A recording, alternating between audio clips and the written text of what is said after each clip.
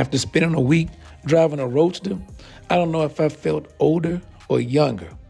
But one thing's for sure, I was taken back to my youth driving a car like this on roads like this. And let's face it, for the car that we're reviewing this week, this is the only way to drive a car like this. That is, unless you have a membership to one of those fancy track clubs somewhere.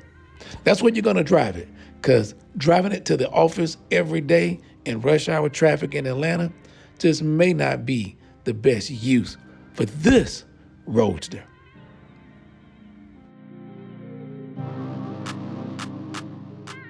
But before we get into it, if you haven't already done so, take a moment to like and subscribe, and be sure to click that bell so you don't miss our reviews each week as they come out.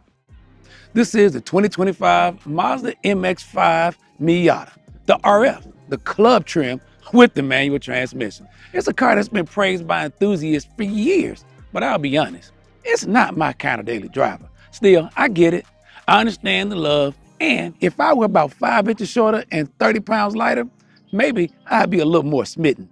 But let's take it for a spin and see what it's like on the road. That's what it's built for.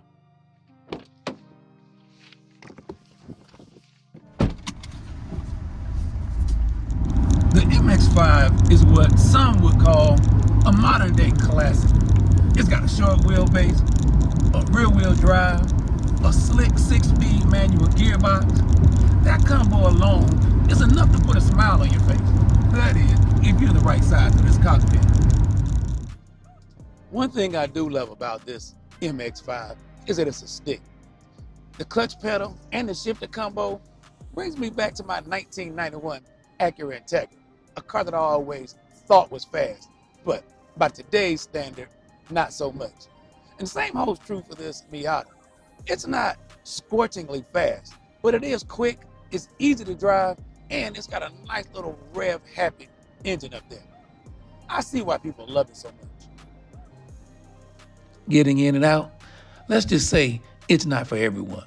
But once you're inside, the seats hold you in place, and Mazda keeps it driver-focused, no fluff. It's not a luxury cabin, but it is clean and tight. Handling is predictable and precise, but that's the benefit of a car this small and balanced. It corners flat and feels more expensive than it is when you're carving up those curves. Now, when you're not on the track and you're using it for a daily driver, what's the trunk like? Well, actually, it's deeper than I expected. No, it's not hauling full Costco runs, but for weekend trips to the grocery, you're good. This RF version that we tested, the retractable fastback, gives you the open air feel without going full soft top convertible. And honestly, with Atlanta summers being what they are, this Targa style roof is probably the better choice if you're out in the evening or headed to dinner when the sun goes down.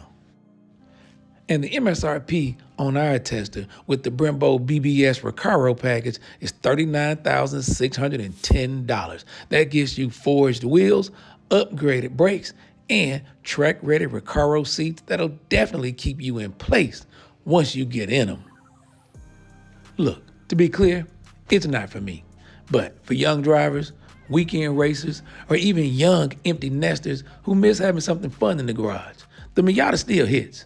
It's not trying to be a sports car, it just is one.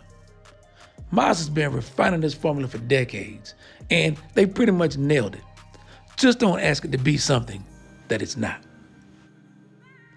If you watched this far, I really appreciate you. If you haven't already done so, take a moment to like and subscribe, and be sure to click that bell so you're alerted each week when our reviews come out. Until next week, I'm Daryl Killian for The Auto Insider.